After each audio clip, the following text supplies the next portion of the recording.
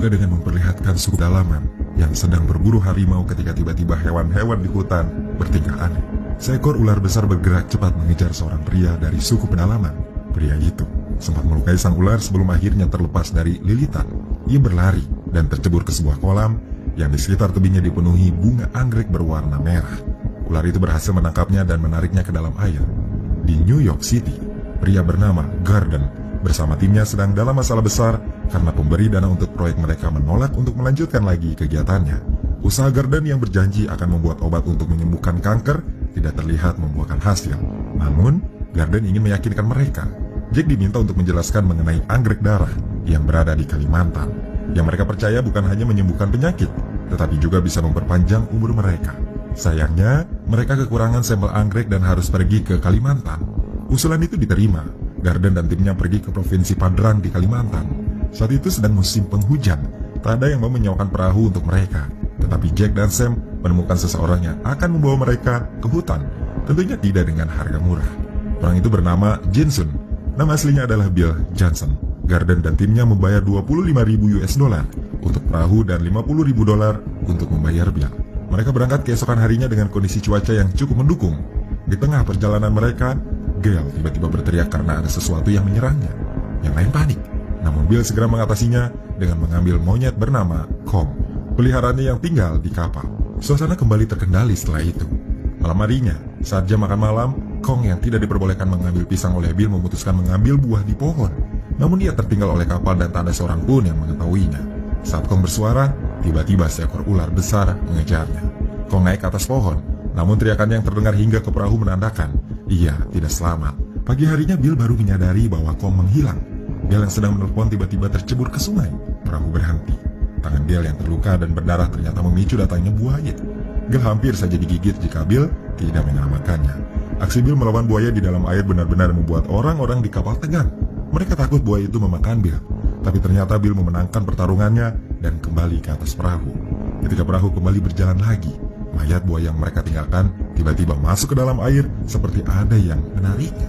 Ketika mereka sedang berkumpul di dek kapal, tiba-tiba Kong melompat dan berteriak, mengagetkan semua orang. Saya menyadari bahwa Kong sedang ketakutan dan itu membuatnya ikut cemas.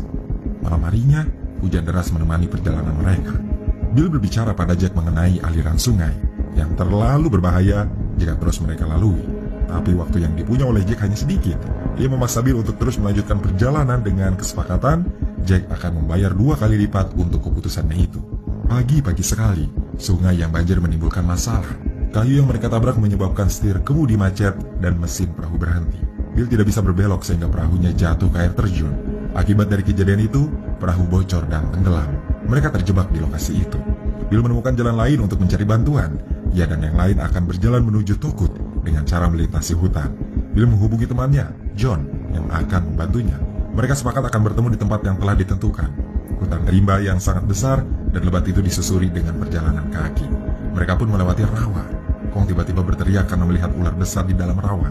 Tetapi Bill yang tidak mengerti justru meminta Kong untuk diam.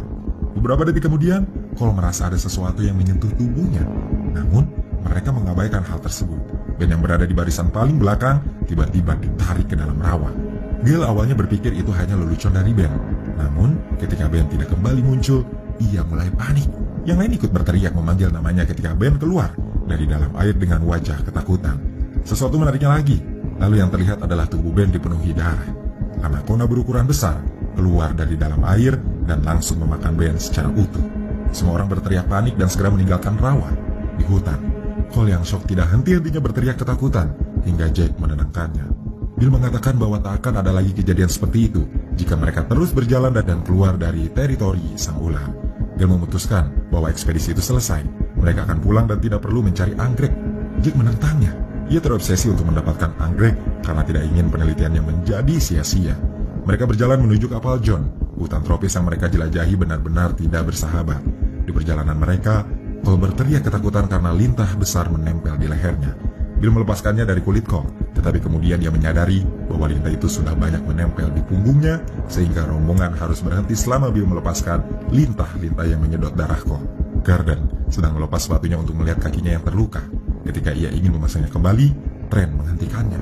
Ia mengeluarkan laba-laba batu yang dapat menyebabkan kelumpuhan selama berhari-hari. bagi manusia yang terkena racunnya. Frank berniat membunuh laba-laba itu, tetapi Jack lebih dulu memasukkannya ke dalam wadah untuk digunakan sebagai bahan penelitian. John sudah hampir sampai ke tempatnya ketika kapalnya diganggu oleh anaconda yang lain. Ia pun mendapat serangan dan menjadi makanan anaconda tersebut. Perahunya bergerak sendiri dan menabrak bebatuan di tepi sungai.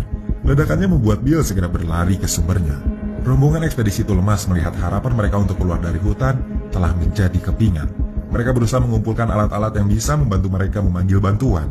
Sayangnya tidak ada yang melihat kotak berisi pistol dan telepon satelit yang ada di bagian bawah reruntuhan kapal. Di tengah kebingungan, Trent mengajak Bill dan rombongan untuk mencari desa terdekat supaya bisa meminjam perahu. Semuanya kembali memasuki hutan. Saat Bill menebas rimbunan semak belukar yang menghalangi jalan, mayat John yang tersangkut mengagetkannya. Anaconda memuntahkan John kembali, diduga karena situasinya saat itu berada dalam bahaya. Bill sadar bahwa para ular sedang berada di musim kawin, maka tidak mengherankan jika banyak ular berkeliaran di luar teritori mereka. Sebelum gelap, mereka telah sampai di desa.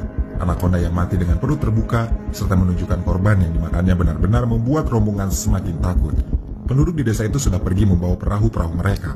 Bill memutuskan untuk membuat perahu agar secepatnya bisa pergi meninggalkan hutan. Rombongan saling membantu untuk membuat perahu. Malam harinya, Jack menemukan lambang anggrek darah yang terukir di batu. Ia sadar bahwa anggrek itu jugalah yang membuat para anaconda menjadi sangat besar dari ukuran normalnya. Jack memberitahu pada Sam, Gordon, dan Gale menolak untuk mengambil resiko hanya demi anggrek tersebut. Tak ada yang mendukung Jack sama sekali, termasuk Sam. Mereka terlalu takut masuk kembali ke dalam hutan. Itu membuat Jack kesal karena kalah suara dengan yang lain. Hujan turun malam itu. Gordon, yang sedang membongkar tas Jack, menemukan kotak milik John yang berisi telepon satelit dan pistol. Sementara yang lain sedang sibuk menceburkan rakit yang telah selesai ke sungai. Jack menemui Gordon tepat sebelum ia menghubungi orang lain menggunakan telepon. Ia membujuk Gordon untuk ikut dalam rencananya. Namun Gordon menolak. Kesal dengan penolakan tersebut, Jack mengeluarkan laba-laba batu yang dibawanya dan membiarkan laba-laba itu menggigit Gordon. Racunnya dengan cepat bereaksi. Gordon lumpuh. Jack membawa barang-barang ke rakit dan mengatakan bahwa Gordon sedang beristirahat. Sam tidak mempercayainya. Ia cek sendiri keadaan Gordon yang sudah tidak dapat bergerak maupun berbicara. Gordon melihat ke arah atap, mengisyaratkan ada anaconda di sana. Tetapi Sam tidak mengerti. Ia meninggalkan Gordon untuk mengadukan perbuatan Jack. Saat mereka sedang berselisih, Kong tiba-tiba menjerit keras, menunjukkan bahwa Gordon sedang dimakan oleh anaconda. Mereka terlambat untuk menyelamatkannya. Jack mencuri rakit mereka. Kini tak banyak pilihan yang bisa mereka ambil. 5 orang memasuki hutan untuk mengejar Jack yang pergi ke Mandrana. Keadaan yang gelap dan licin membuat mereka terperosok ke sebuah lubang. Cole terpisah dari rombongan dan berhasil menemukannya, namun mereka tidak bisa menemukan jalan kembali. Lubang yang tidak terlihat membuat Trent terjatuh ke dalam air dan anaconda langsung menyerangnya. Trent tewas. Cole panik dan berlarian tidak menentu di lorong. Bill yang mengira bahwa Cole juga telah tewas menyuruh Sam dan Gale untuk segera keluar dari lorong itu. Tetapi ternyata Cole menyusul. Ia berada di barisan paling belakang ketika seekor anaconda mengejarnya. Cole tersangkut di lubang keluar.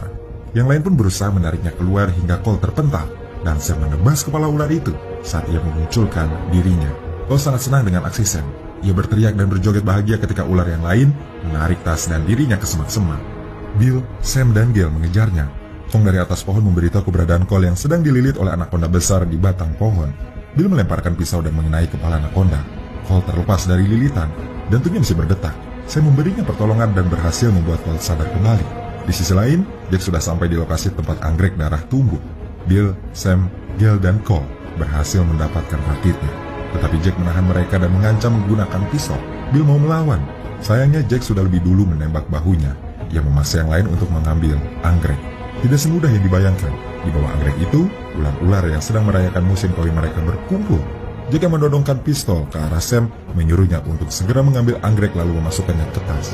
Sam hampir saja terjatuh. Jack memaksanya melempar tas berisi anggrek. Ia berniat meninggalkan Sam dan yang lain, tetapi Bill yang baru tersadar setelah dipukul oleh Jack segera menghentikannya. Ia memukul Jack hingga terjatuh dan tasnya tersangkut di tebing. Jack terus mengambilnya, namun laba-laba batu yang berada di tas itu menggigit lengannya. Tubuhnya kaku, tas terlepas dari genggamannya, dan tubuhnya yang kaku itu terjatuh ke kumpulan ular. Sam pun terjatuh akibat batang pohon yang dipijaknya patah dan terperosok. Namun dengan cepat Sam memanjat tebing dengan memanfaatkan tanaman rambat. Ia selamat, tetapi seekor ular mengikutinya. Bill melempar wadah berisi bensin ke mulut ular, lalu Cole menembakkan pistol suar. Ularnya terbakar dan terjatuh ke kawanannya. Tubuhnya lalu meledak, melongsorkan tebing di sisinya. Ular-ular itu terkubur. Bill, Sam, Cole, dan Gale memenangkan pertarungan. Dan akhirnya, mereka berempat selamat ditambah Cole. Lalu, film keluar.